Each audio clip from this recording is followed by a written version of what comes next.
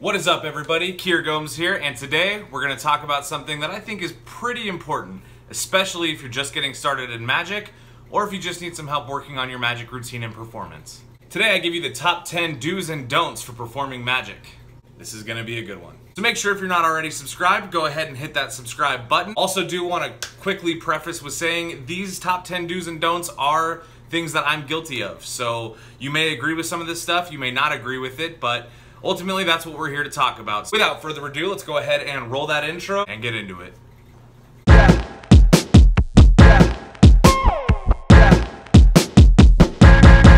Let's go.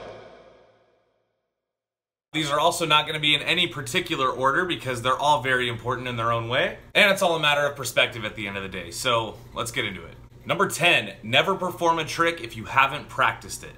This is a very common thing. It happens to everybody, especially with the Magic world kind of expanding onto YouTube. With all the online tutorials out there, it's very easy to learn Magic, which means it's also very easy to make this mistake.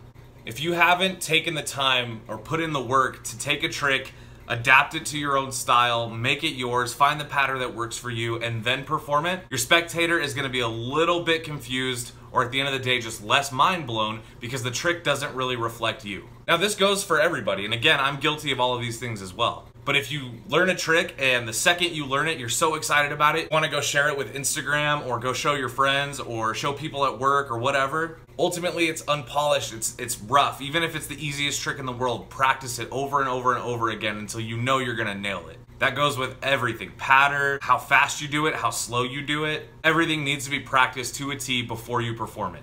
Especially if you're just now getting into paid performances or gigs, you want to make sure that you're only doing the tricks that you've practiced. It's like if you take a Hot Pocket out of the microwave and it's super hot but you just can't wait to eat it, you have to resist the urge. Let it cool off, practice, practice, practice, and then perform. Number 9, don't overprove your Magic tricks. A common misconception in the Magic world is that if you can show a spectator all the ways a trick isn't done, it's going to be more amazing. Not the case. Your spectators are supposed to be mind blown, they're supposed to be confused, they're supposed to be guessing all these methods, right? Don't overprove.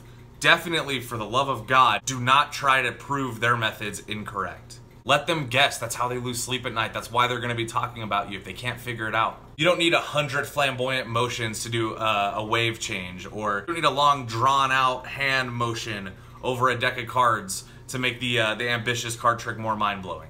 Overproving is actually just taking the amazement and sucking it right out of your trick.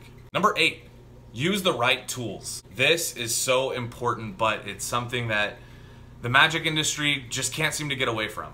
90% of what I perform is card Magic. Any routine for a paid gig, for casual performance, for whatever, a lot of what I'm doing with cards.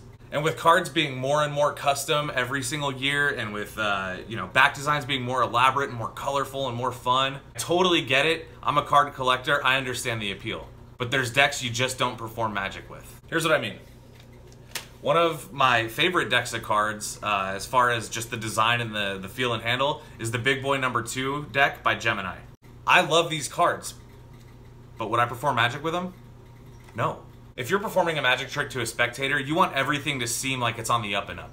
You definitely don't want to come to a Magic performance with a deck of cards that to a spectator is going to look gimmicked or gaffed. Now, a lot of cards have a very pretty back design and they look great for your Instagram, or they look great for photos or for cardistry or whatever. But if you have cards with completely custom faces that would be seemingly unrecognizable or overly magical to a spectator, it's going to take away from your performance because they're going to assume that there's something special about the cards you're using. These cards are not standard. They look too magical, or they're distracting or difficult to read.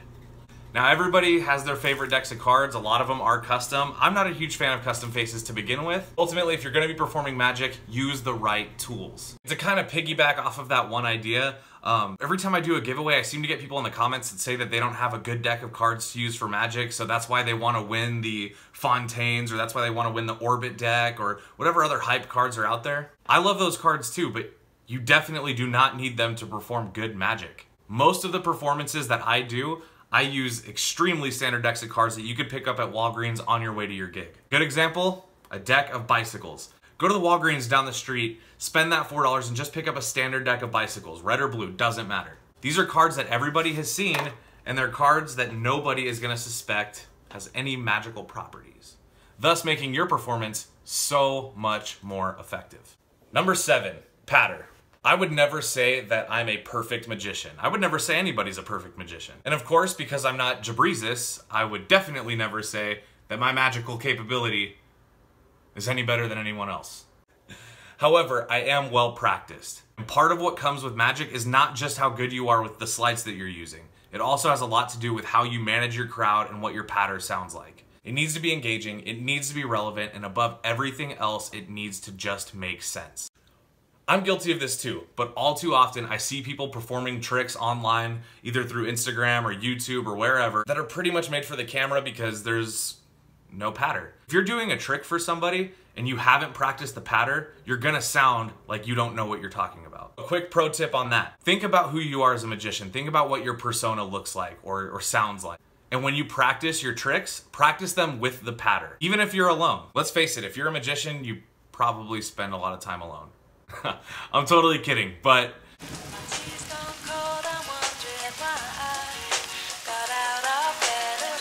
practice your patter with your tricks. Trust me, it will pay off. You'll be so glad you did. Number 6, have your routines with some flow. Think about if you were to do a sponge ball routine. I still use them from time to time in performance. But I don't go from a sponge ball routine to doing some crazy mentalism routine where I'm gonna read the spectator's mind or influence them in any way. It'd be like going from juggling to swallowing a sword. The difference is super dramatic, it's noticeable, and it gets confusing. Number 5, this goes pretty much with the last tip, but it deserves its own separate spot on this list. You don't have to perform every trick you know. If you have a favorite trick that you do every single time somebody wants to see a card trick, but it doesn't work in a routine, leave it out. You'll be so glad you did. Kind of a spin-off of that would be, also remember, the very complicated sleights that you do, the skill that you do in those tricks, is not seen by the spectator. For example, a difficult knuckle-busting sleight with a deck of cards, maybe the most impressive thing to fool magicians, or maybe the most fun thing to practice for you. But for a spectator, they only want to see the result. They only know the result. So whether you use a classic pass to control a card to the top of the deck, or you do a double undercut that's a lot simpler, the spectator is never gonna notice how much work went into it. Number 5, fool them, don't make fools of them. This is critical. I see magicians all the time that feed off of their spectators' energy, which is perfect. That's what you need to do. However, I also see magicians that take their spectators and kind of put them on blast and sometimes kind of make them feel victimized. If you're performing magic for 1 or 2 people, I don't think this applies as much. But if you're performing magic for 10 people or even 5 people, you don't want to pick one person and make a fool of them. What I mean is don't patronize them or condescend them to get those kind of chuckles during your patter. Might make that one spectator feel pretty uncomfortable or victimized, or ultimately they might just lose interest in your show. For example, if you're doing a Monty routine and you want to build your spectators' confidence, so you let them find the queen and you patronize them by going, oh good, so you know how to track 3 cards, or whatever. Now if you have a heckler, make a fool out of them. Make them pay. And then, once you've beat them in that heckle battle, thank them for being such a good sport. Number 4, make it interactive. Let your spectator shuffle the cards for you, or let your spectator cut the cards, or instead of having them pick a card, have them name a card and then go into the deck and take it out. This is gonna do a few things for your act that are really gonna make a lot of difference. If I just spread the cards and have a spectator pick the card, I can still accomplish a trick and it's probably still gonna be pretty good. But this is a principle that I learned from John Armstrong in a seminar that he did for the basics of card magic. Now instead of having them reach in and pick a card, have them name a card and then go into the deck and find it. Now, if they do that, not only are they gonna feel like they had a completely free choice, you're also low-key getting them to inspect the deck to see that it's normal so you don't have to overprove. See how these things all kind of tie together? Now, unless you have like a double backer or something on top or a stack that you need to keep in order, let your spectator shuffle the cards. If they don't know how to shuffle, you shuffle them and let them cut the cards. Anything to get their hands on the deck to believe that the trick would not be possible without them. I don't even remember what number I'm at. Is it 3? Number 3? Number 3, be yourself. If you're just getting started in magic, and I know a lot of you are, just remember, you don't have to be who you learn from. You don't have to watch a tutorial on Chris Ramsey's channel and be Chris Ramsey. This was a tough lesson for me to learn. And I think that the reason for that is because we automatically want to mimic who we look up to. One of my all-time favorite magicians is David Blaine. Only David Blaine can do David Blaine. You can pick up tips, you can definitely pick up little mannerisms or lines or things that you think are gonna work, but be yourself. It doesn't matter if you do a trick a little bit differently because you need to make it your own. Make it make sense to you, and that is gonna make you believe in your performance. Number 2, don't get defensive if you get busted.